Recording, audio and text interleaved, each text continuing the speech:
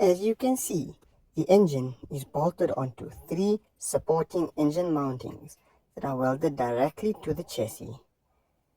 These 3 supporting bars were not present at the time the go-kart was purchased. These were fabricated and welded into position as you see here. It started off as 2 single bars.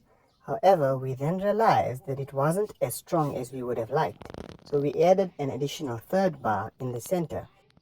This provided us with a little bit extra strength that was needed for the power of this engine.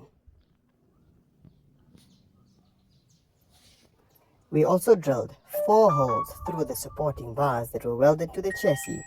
This allowed us to bolt the engine down onto the bars. We made use of 8mm bolts that went through the engine holes as well as through the holes on the engine mounting bars that were welded to the chassis.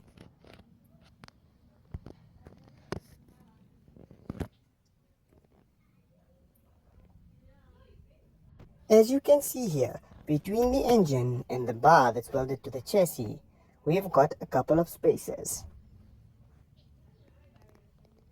These spaces are only fitted to the rear of the engine.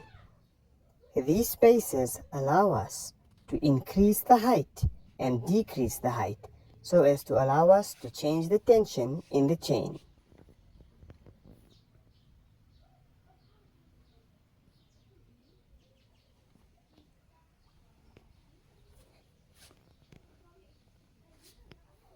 If we increase the amount of washers, the engine tilts forward and thus increasing the slack in the chain.